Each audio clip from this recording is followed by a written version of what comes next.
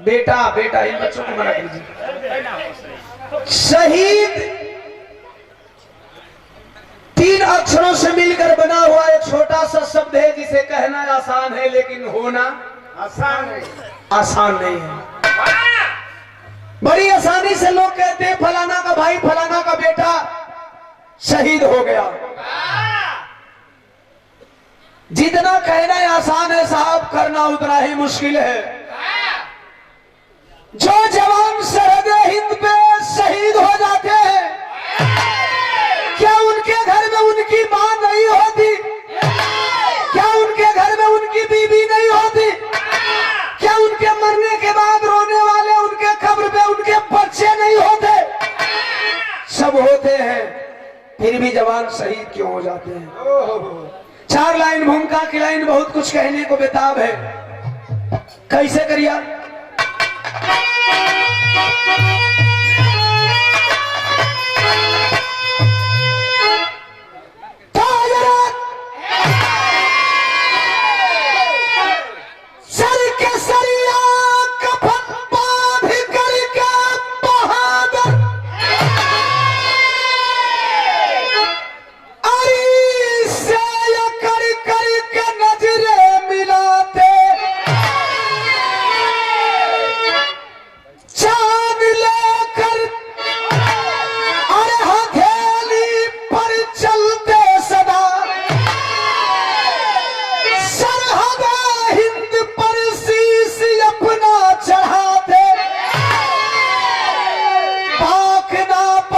अपना इरादा बदल दो, करो बंदी अब आतंकवादी का फंडा।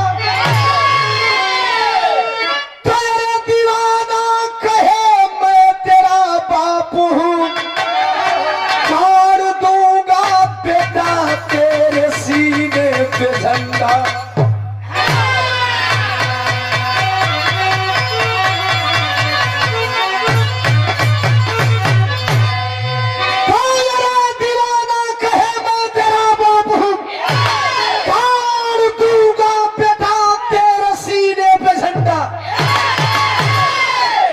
एकता का कवाई लगल कैसे करिया?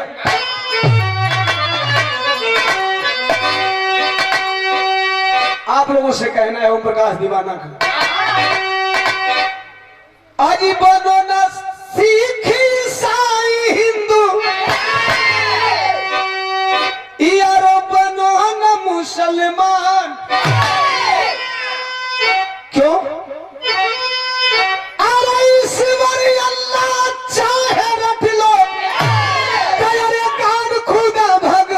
बनो इंसान, बनो इंसान, बनो इंसान।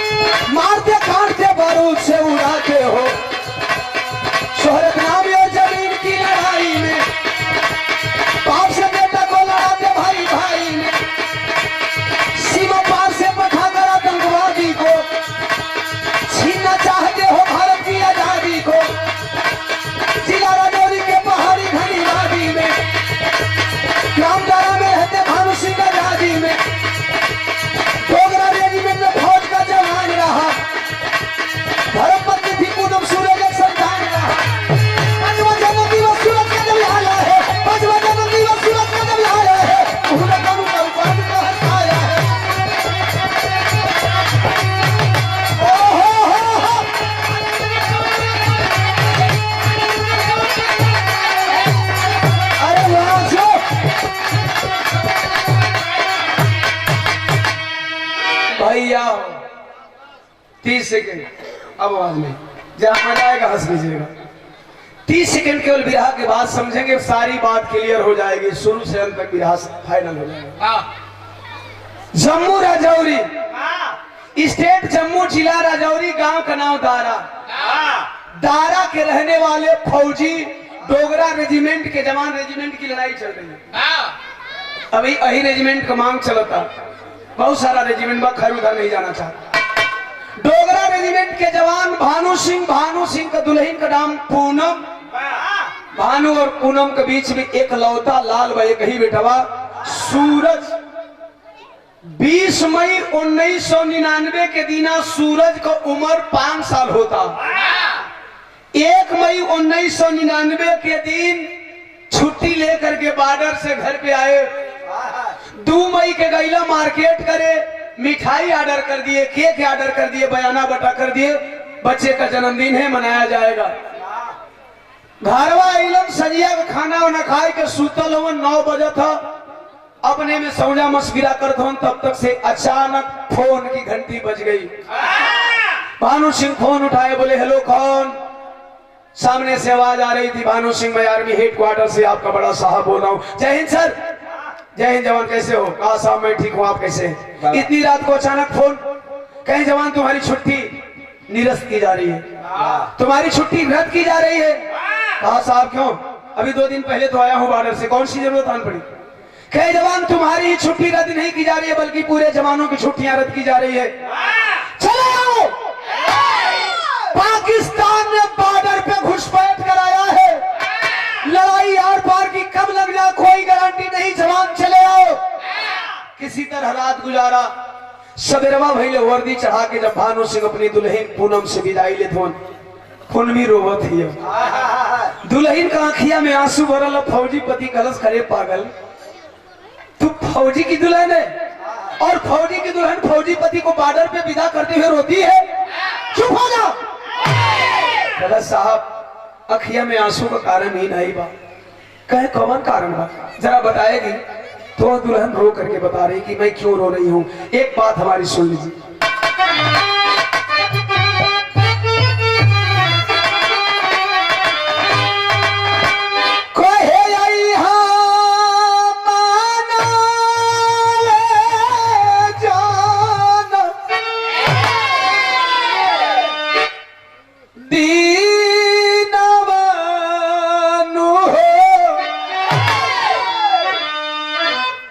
फौजी साजना हमार,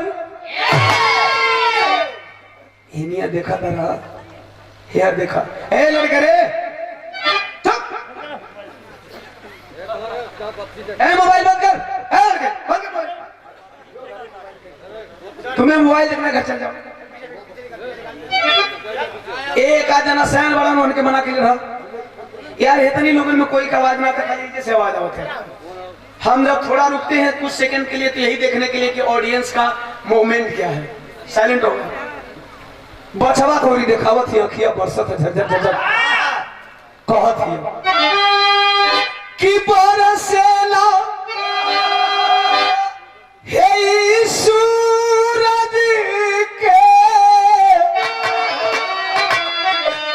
नया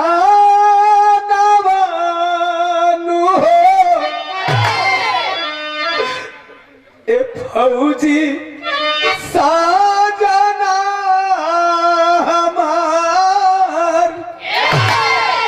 कहला से ही बदलो थे, लेकिन अब भाई अखिया का सिया पूछती, अब तो हर फौजी का दुल्हन विदा करत हिया, कहत हिया जा, लेकिन हमारे को बात सुना। कहला सारा फौजी के खून दिया चरण में दिखाई, अरे तिलक लगा के पूनम करेली विदाई।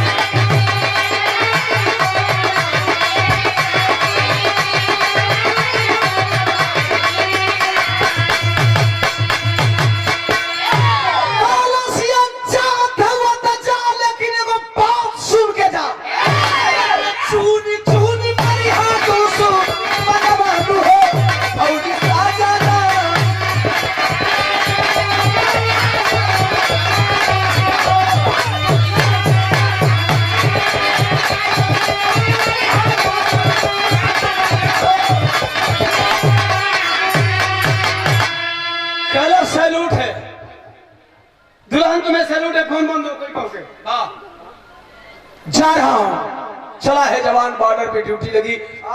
10 तारीख से बॉर्डरवा पर ड्यूटी लगी कारगिल में। और जब अपने बटालियन के साथ चला है तो अरे गरज पड़ा कि गरज पड़ा, अरे काश्मीर का दीवाना गरज पड़ा।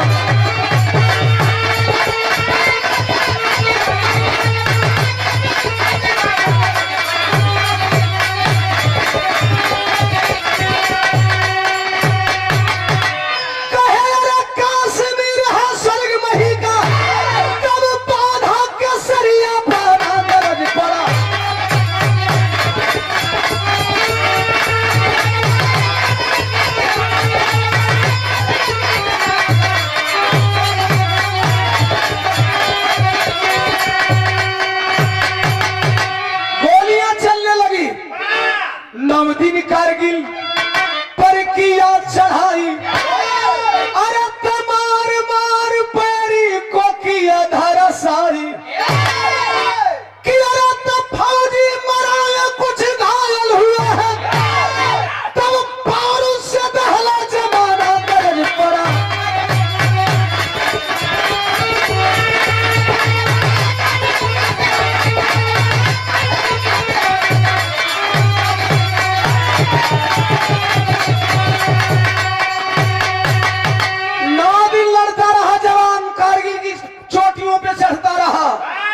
रोज कैजुअलिटी होके हमारे जमानन का। तारीख आ गई 20, एक और घरवा जन्मदिन का जश्न का तैयारी होता। ये हर बाबू बडरवा पे बम फोड़ो थो, इन्हें फुलौआ फूटो था, उन्हें बम फूटो था। अंतर देखें, धीरे धीरे दिनवा गुजर गई, सांझ हो गई। लड़ाई कैला के बाद सजिया पर तैनात हुआ। अगर झाड़ी भी खुड़खुड़ाएगी तो गोलियों से भून डालूंगा। तब तक से नजर पड़ी है कहां 20 मई शाम, अरे साथी साथे खड़ा था कौन? भानु सिंह फौजी। कमले देखा भानु मरा हुआ फौजी पड़ा था। भानु की नजर गई है झाड़ियों में, एक मरे हुए फौजी की लाश को दिखे। आप जानना चाहेंगे फौजी की लाश कैसी साहब? कैसी रही? ये फौजी की लाश कैसी है?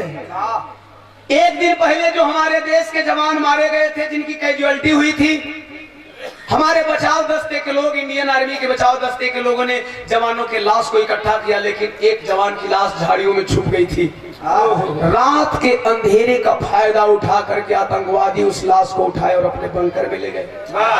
बंकर में ले जाकर के पेट का ऑपरेशन किए, आंत निकाल दिए और उसी आंत के जगह बम डाल करके पेट का सिलाई कर दिए, वर्दी चढ़ा करके ला करके फिर झाड़ियों में उसी लाश को रख दिया। इसके पीछे मकसद क्या था? गौर करेंगे। लसिया पर नजरिया पड़ो, उठाने चले हमारे देश के जवान। जब देश के जवान भानु सहित कुल जवान फौजी चल रहा था,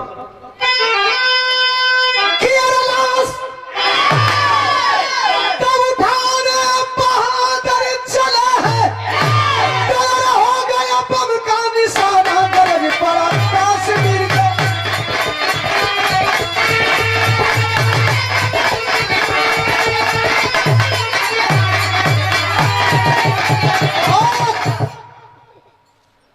लाश उठाने चले आतंकवादी, रिमोट दबा दी। लसिया फौजी को फट आए साहब, जब फटल तो जे पकड़ ले होकर हंस का होता हो तो विस्फोट सब। अरे जवान उधी आई गईले, घायल भयल कोई कोई के मिले ना सारी रिया। बॉर्डर कहा हर बारी मोमबत्तिया खोजे बेटा मतरिया हो। अरे खोजता था कि गईली ना जारिया। घड़ी फिर 9 पर पहुंचल, जौना 9 बजे फोन आई। तो रोई रोई पूनम बेटा सूरज के मनावे लगली, हथवा में लाल के धरावे लगली छुरिया। किसका इंतजार कर रहे हो? नहीं आएंगे अब तुम्हारे पापा, केक काट डाल बेटा। 5 साल का मासूम बचवा रोए लगल, कहा था हर साल पापा साथ केक मिल के काटत रहली, अरे पापा बिना केक नहीं काटब ये मायरिया। नहीं काटूंगा, पापा आएंगे तो काटूंगा। अभी 9 बजा है ना घड़ी में, माई रे 12 नहीं बजल है। 12 बजे का इंतजार कर ले। 11 बजल तो अचानक फिर वह फोनवा बज गई। जौना फोनवा पर बाबू के संदेशवा आयल है, कल देख पापा लेट हैं, फोन किए हैं रोकने के लिए, मैं केक नहीं काटूंगा। उठाता है फोन, हेलो हेलो पापा, पापा बोलिए ना पापा, कहाँ है पापा? पापा मैंने अभी केक नहीं काटा है पापा, जल्दी आइए ना पापा। ओहरिया से एक मेरी हेलो का आवाज आई, लेकर बाद वजिया खामोश हो गई, रोने लगा। मासूम बच्चा फोन पे सवाल करता है, सूरज का सवाल करे? कहता हेलो हेलो कही के पापा, काहे चुप भइला हो?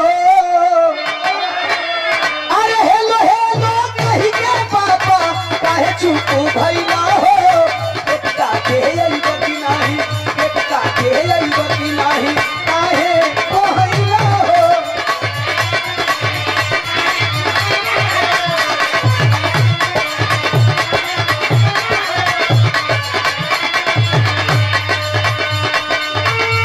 खाली साहब ओह लइकवा कहिए बतिया सुनल कलर रे पागल, मैं तुम्हारा पापा नहीं बोल रहा हूं। कल साहब आप मेरे पापा नहीं बोले तो आज फोन पापा को दीजिए ना, आपको नहीं मालूम है मेरा जन्मदिन है साहब? कह रहे पगला तेरे पापा तुम्हारा जन्मदिन मनाने नहीं जाएंगे।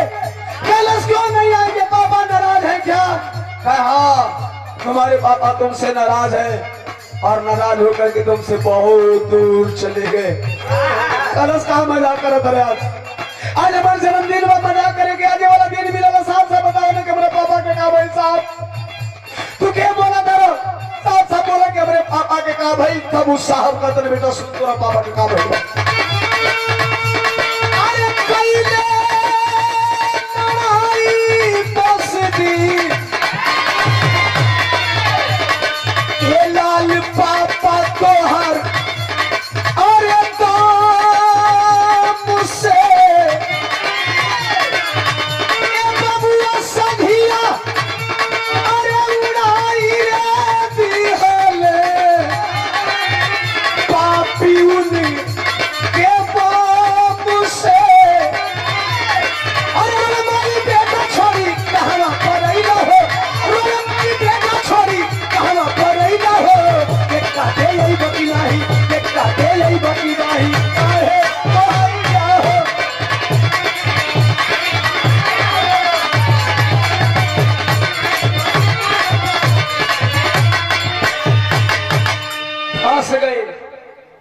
रहुओ घर में छोट छोट बचवा जे भी बैठल बाबू बाबू, बतिया तो एकदम बिल्कुल फंस गई। फोनवा का बतिया सुन के बचवा रहा था। जब माई तर पहुंचल, माई छतिया पर मुका मार के जमीनिया पर गिर के करसा, रे सूरज तोर तो जिंदगी खराब हो गई रे, बचपने में टुआरा बन गई। माई को रोलका देख के बचवा अपना अखिया का असुइया पोछ रहलस, और पोछ लेलस। जब अखिया का असुइया सुखोलस, 5 साल का लड़का कितना ओकर दिमाग हो नहार गिरवान के हो करे पास, कभी जी को टेरी के शैली में लिखना पड़ा।